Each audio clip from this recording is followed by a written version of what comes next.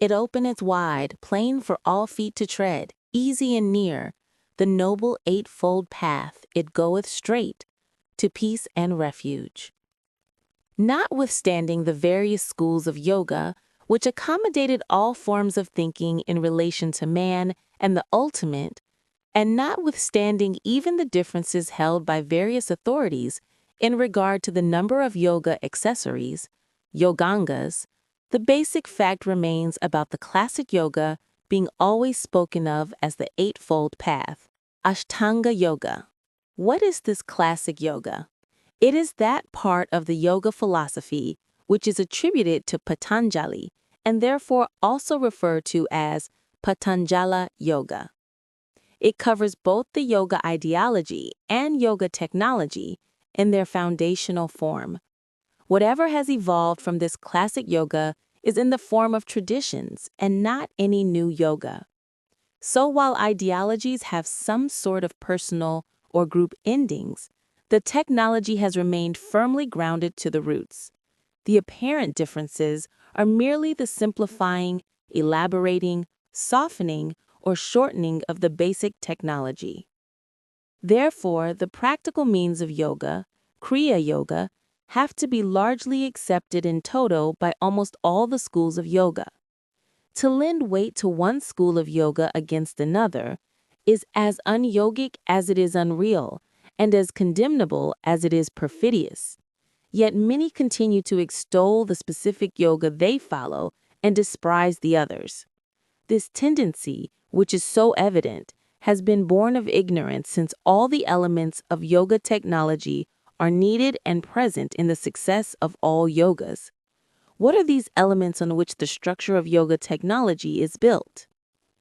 These are the 8 accessories or angas as the main limbs of yoga technology, which should be present during the practice, progress, and success of yoga. They are therefore also referred to as the appropriate requisites of a would-be yogin. What is relevant is that the success of one's yoga endeavors depends solely upon the scrupulous observance of the yogangas and not upon any yoga school one follows. No matter what school of yoga you might follow, it must have the following. 1. Conditioned yoga behavior, both personal and social, yama. 2. Attitude sublimated to yoga norms, niyama. 3. Physical discipline, asana. 4. Control over bioenergy, pranayama. 5. Abstraction, pratyahara. 6. Concentration, dharana. 7. Meditation, dhyana. 8. Consciousness, absolute, samadhi. Of these, the first 5, which constitute the psychosomatic approach, are referred to as external yoga, baharanga, while the latter 3, which affect the psyche, are known as internal yoga, antaranga. Their respective sequence is calculated to increase moral, physical, and mental purity as each is gradually perfected. Why purity? Because man with his inheritance of an animal has to outgrow his animality. For that, in fact, is the essence of evolution. Yoga refers to the refining process in case of man as purification. The average man, when screened through yoga norms, or for that matter, even through popular norms, is naturally so impure, unhealthy, physically and mentally, that it is nearly impossible to try internal yoga before completing the external.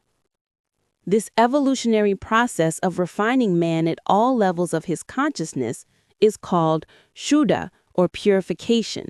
The yoga technology does not merely remove the impurities of both the body and mind, but also helps the mind by removing all such obstacles as stand in the way of highest discriminative knowledge. They are thus supposed to operate in 2 directions. 1. In disassociating the impurities. 2. In removing the obstacles which obstruct the course of mind for attainment of the desired perfection, aptikarana. According to yoga, chitta, personality complex, becomes pure in proportion as the impurities are cleansed.